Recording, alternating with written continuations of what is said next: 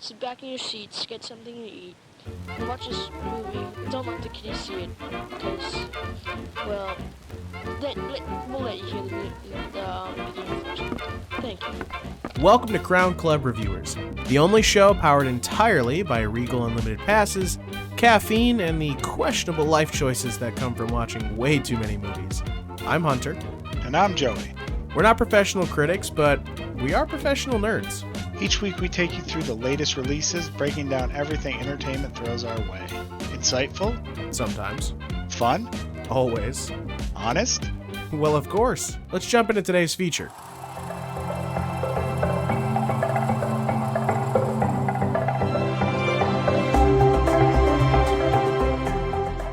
Hi, hello from space here on satellite OlderNDumber. It is Hunter and Joey coming at you from 118 billion light years away, telling you that we just went and saw the new Project Hail Mary. Ryan Gosling in space! All alone, all by himself, until... Why don't you spoil the whole movie, Hunter? I don't know if that's a spoiler. Spoil the whole movie. If you've seen the trailer, then you know. But anyway, guys, yeah, we went and watched Project Hail Mary, directed by directors Phil Lord, Christopher Miller. Writers were Drew Goddard and, of course, Andy Weir, the writer of the original book. Yes. Then we have stars Ryan Gosling, Sandra Hüller, and James Ortiz taking away this movie. Very much trending. It's hot off the press. I do believe yesterday it won highest grossing non-franchise film. Wow. So that's pretty cool. Let's get our non-spoiler thoughts going here before we get deep into it. And the first thing I'm going to say is neither Joey or I have read the book or even seen The Martian, which if you don't know why that's important, then, you know, you're right there with us. But the fact being that they are by the same person, and I do believe even the directors may have been the same. I would have to double check that, but the fact being is that it's by the same person, you know, Andy Weir. So even without that being said, I think the first question, Joey, is do you need that prior knowledge to understand what's going on in this film? No. No, you didn't think that? You think the movie sort of stood up on its own? Yeah, you know, who needs books? Who needs books? That's why we have movies. Oh my gosh. All right, so here's a question for you know, this movie is very grounded in a lot of science. Do you feel that the science itself was easy to follow? Yeah, I don't think they ever really bogged it down. I got a little confused when they started talking about distances and times, and I was like, wait a minute.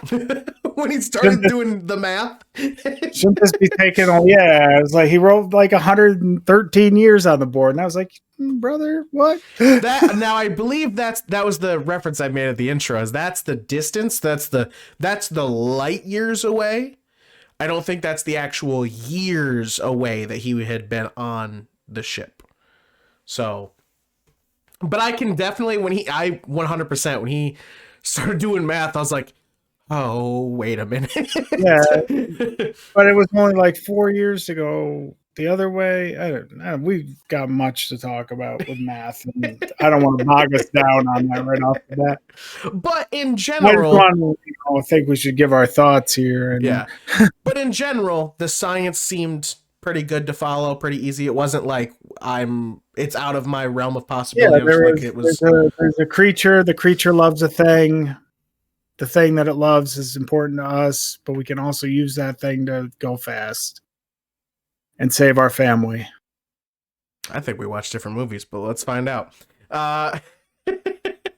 Now, this movie did have a lot of elements of drama. It was emotional. It also had, I guess what you could say is education, but also comedy. Do you feel like any of those three things overtook it? or do you feel like it was balanced?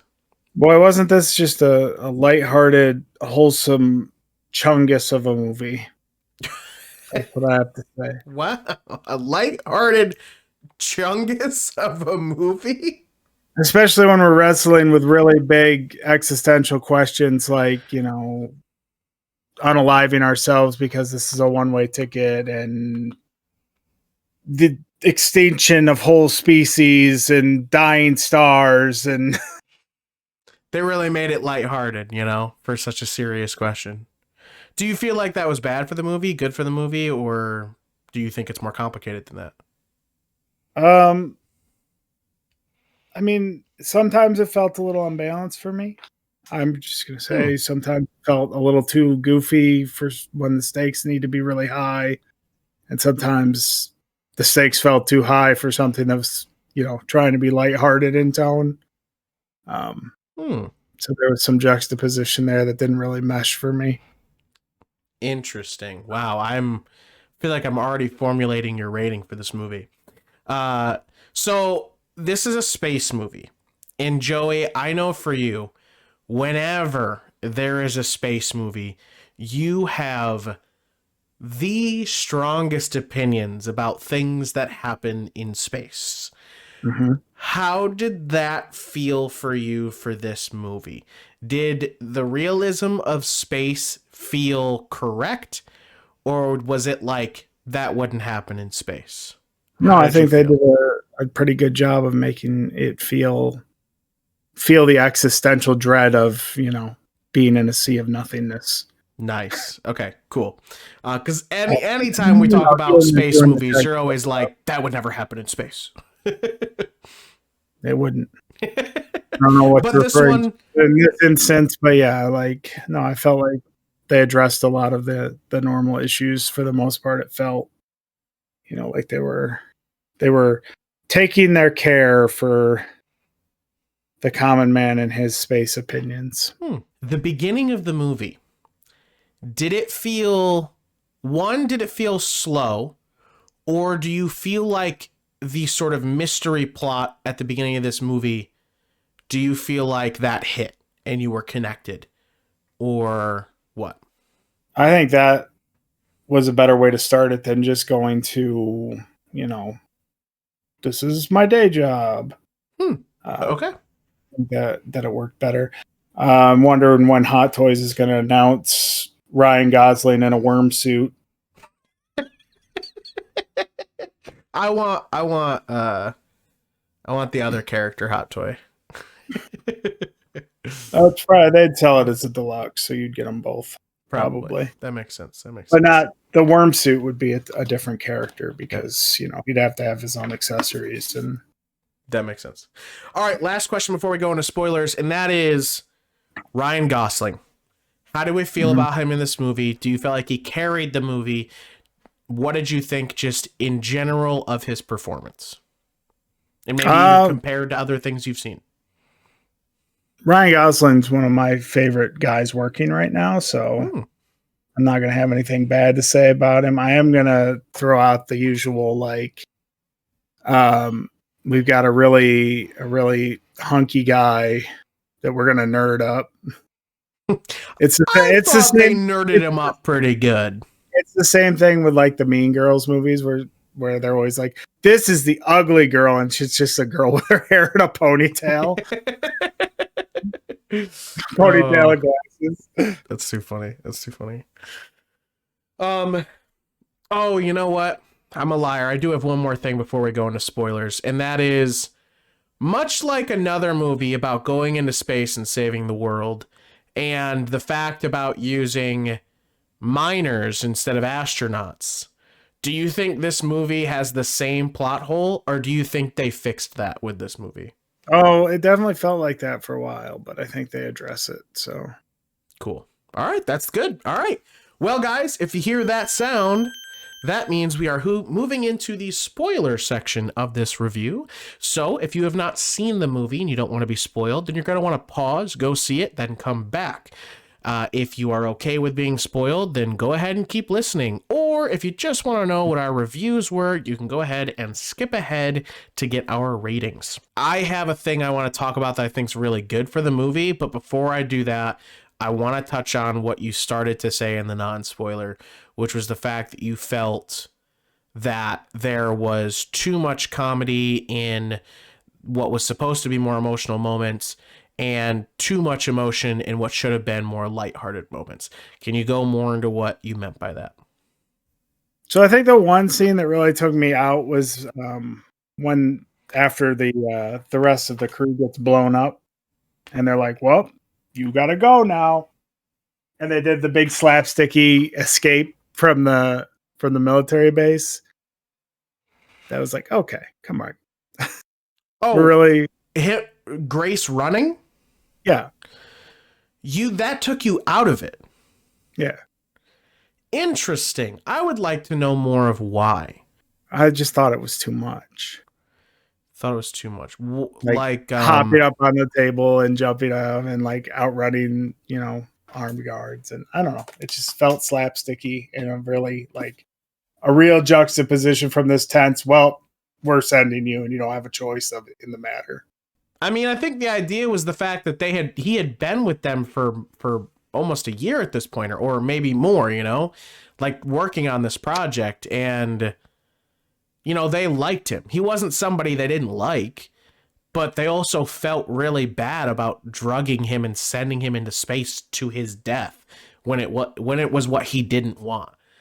Like, that's definitely a very big emotional moment. And it's like when he tries to run, the guards at the base wouldn't. They would give no shits. They would have come in, slammed his head on the table. Yeah, after he had done his big goofy escape. I mean, I think they're only little barracks. Like, it wasn't like a facility. They were like, it's like the forward base barracks. He runs outside, and when he's trying to run away, that's when the guards, pile drive him. And Carl's like, "Hey man, you know who you are." And she didn't really bring muscle in there. She brought like a scientist and 2 suits, trying to be more nice about it. And he's like, no, don't touch me. Don't touch me. Well, we obviously feel very different about that scene, but it's okay. If you feel that way, you feel that way. One of the really big things they do during this movie, which I did not expect, and goes back to the point that you were making for the beginning of the movie and how the sort of like mystery of that really worked, instead of just starting as him being that science teacher. And the whole fact was they started way further in the journey at the beginning of the movie and continued to use flashbacks to like sort of tell us how he was like getting his memory back a little bit. But it also started to give us that story, that look of like why he was here. I thought that was really cool and fun, and I think it really made that mystery in the beginning like hit a lot harder, rather than just starting with, "Okay, class, blah blah blah blah blah." Yeah, I think that would have been a worse start to the movie for sure. Yeah, I think it hits a lot better. I thought this was really well. I thought it was really well paced. Honestly, I didn't realize how long the movie was till I looked at my phone at the end. That's the next question I was going to ask you, is because it was a 2.5 hour long movie and you didn't complain once about the length. So I was like, damn, it must be good pacing. And honestly, I really thought so too. The first contact moment when Grace, who is Ryan Gosling's character, obviously, if you didn't know that yet, first meets Rocky. Of all the Alien movies we have seen, how did this compare? And how did you feel about it? It was spooky. Spooky? Yeah. Wow. Okay. Could you elaborate? You had this big, gross umbilical cord come out and hook up to your ship. And then 3D print a wall, and then 3D print a shell. And it's like, "Oh, come over here, bud." And then you come over and there's nobody there waiting for you, and it's all dark. You do your little window tab and punches a glass. Yeah, that got me. I definitely was like, oh, scared me for a second. Yeah, so they definitely built it up. And the ship designs, this weird, spiky Very alien-like. Yeah, they set it up, pretty good. Yeah, I actually did. Thought the first contact was fun, and obviously obviously, like we end up, the Rocky ends up being a pivotal character and becoming a friend, but the setup of it being so unpredictable and potentially dangerous, and then it turning it, like, they set that up well without turning it into a huge joke. I felt like it made sense, and I think my question to you is: would you have done the same? Would you have taken the chance and gone out there? No, I would probably still be drinking vodka out of IV bags on the ship and be too drunk to interact with it. Because Well, he ran because out of eventually. the existential dread I'd be feeling at the time. I was Of gonna waking up, having my whole crew dead, having no idea why I was there. I was gonna say, when the movie started, you immediately looked over to me and you said, "That's my nightmare." He wakes up already, not knowing why he's there. Like, he knows the situation, that like things were happening, but how he got on the ship and he was up there, he was like, I don't understand, why am I didn't here? even know who he was. Right, yeah. And then hoping there to be people, and they're just all dead, which is crazy. That is one thing that we didn't get an answer about. Why did they die? Oh yeah, no, it's just, Yeah. There's also like he's like flashing back and sees a woman on a beach. He's sitting in the little pod that does like hey, look, you can pretend you're on Earth. And he flashes back to like water hitting his shoes, and there's a woman walking on the beach, and then some alarm goes off the ship and snaps him out of it. Never addressed again. Huh. I don't know if I remember the water thing and hearing a voice, but I guess I don't. Yeah.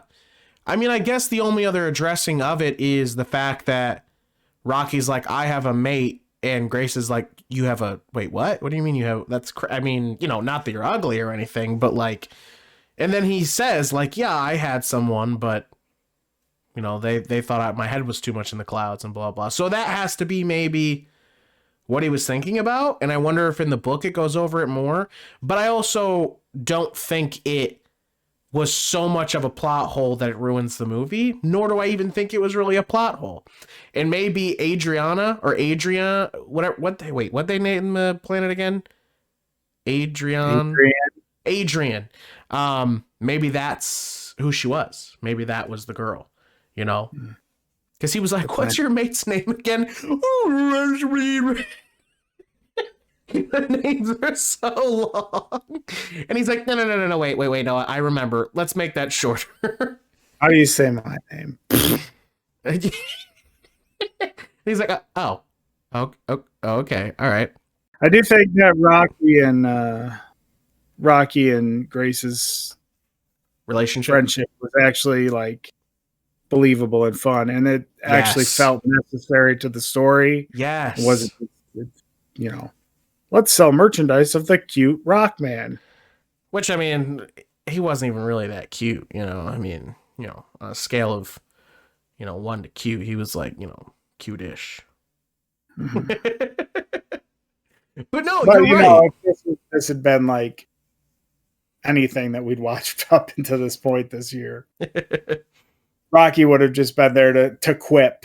But no, he was a huge integral part to the story. Like, the two of them had to actually come together to figure out how to save the stars, like, that was good. And then, so I think now with this ending portion here of the spoiler section, and that's like the huge decisions that were made. One, Rocky sacrificing himself to save Grace. Mm-hmm. One, Rocky coming back to life. Did that feel like a cop-out, or did it feel real?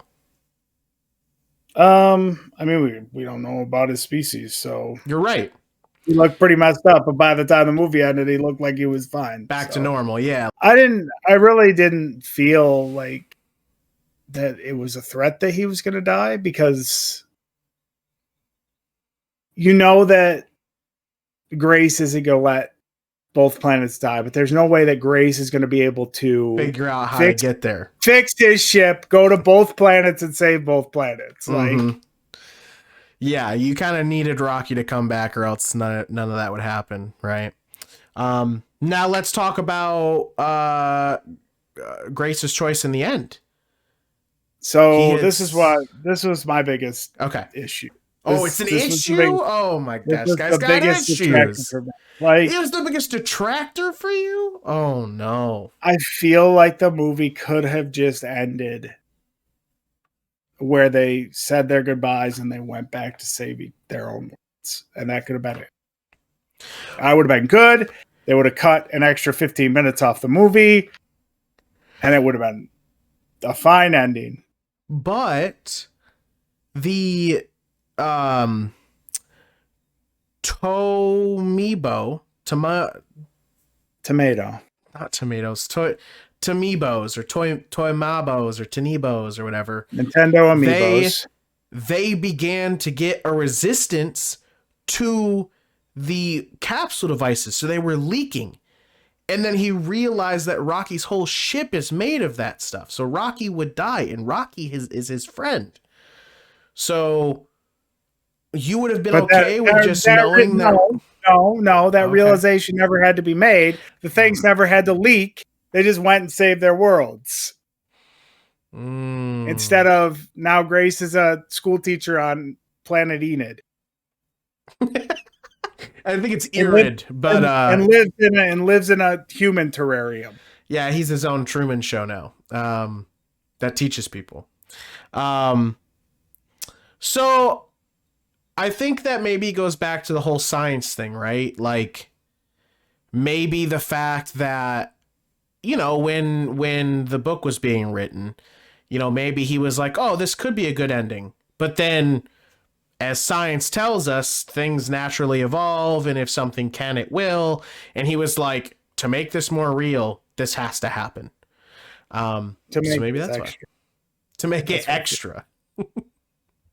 But do you think Grace should have went back and saved Rocky? Do you think that was the right choice? No, I don't have a problem with that. I have a problem with any of that existing. Well, I'm asking you because it exists. Yeah, I just answered you. I said I didn't have a problem with his choice. It was the right choice to make. Oh. Okay. I guess the last thing is whether you felt the ending was emotionally earned or was it predictable? Well, they definitely did a twist on me because I was ready for it to be over when they said. So they got you. They got you so bad you hate it. Yeah, they really did. They really pulled a fast one on me. But no, like I said earlier, like it goes back to, oh well, Rocky sacrificed himself and now he's dead. Mm-hmm. No, he can't, because that won't make sense for the story they're telling. Yeah. Okay. So that part felt predictable for you, but the ending in general snuck up on you. Yeah.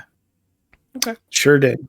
Sure did, he says. There was definitely some emotional stuff for me. There was a part of me that thought Rocky might not live, and maybe there was a way he would find out how to get stuff to Arid. But most of me was like, no, it was because of the tone of the movie up to that point.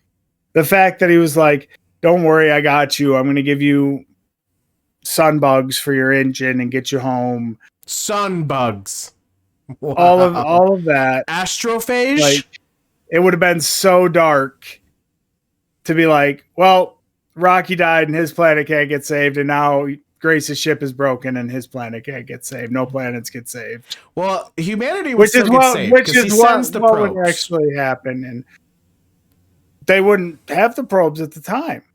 Yeah, the probes were always there. They were there from the beginning of the whole mission.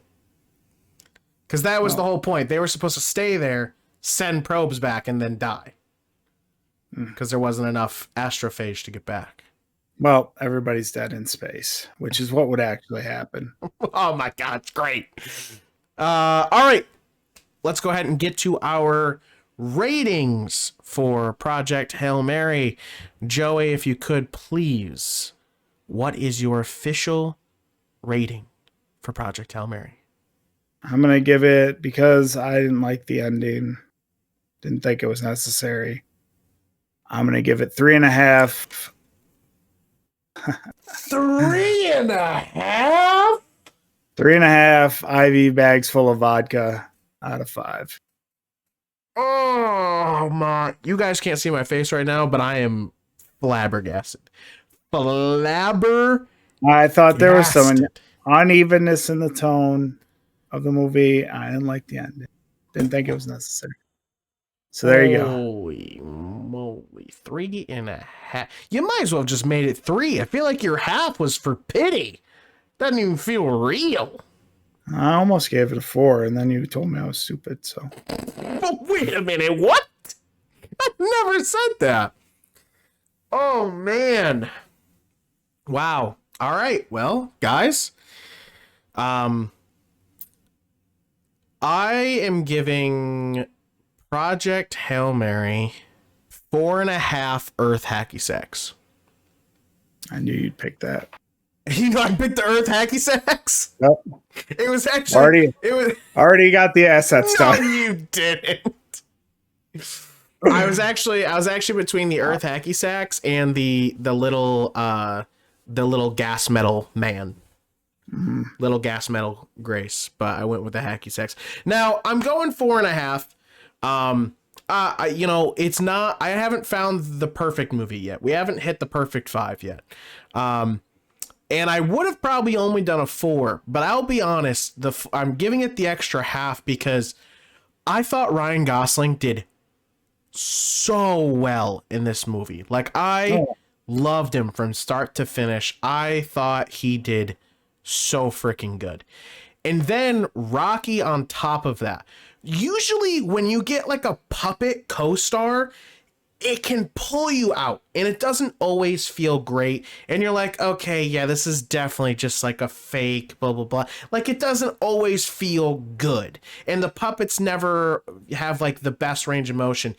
But Rocky was great. They did so well with the translation thing. And Ryan and Rocky, even though Rocky's not a real person, it was just a puppeteer, like, it felt so good. Their relationship, his acting, I loved it, and that's why I wanted to give it the extra half. So 4.5 Earth Hacky Sacks for me. Or should I say lava? Because that's what it actually was, is lava. It's not. You're right. Stop running. I'm not running. Oh, damn it. So good. Well, anyway, guys, thank you so much for joining us for another Crown Club Reviewers.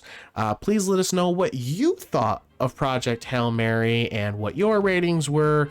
Tell us everything here in the chat. Please do. We'd love to hear your thoughts, and let us know what movies you think we should see next. Anything from you, Joey? I actually give it 4 vodka bags. No, now you're going to 4? Yeah. Because you don't want to do I forgot that Rocky was all practical. Yes. Yeah. Oh, so okay. All right. So Joey's That's enough to earn it. The other half of that last vodka bag. Nice. Okay.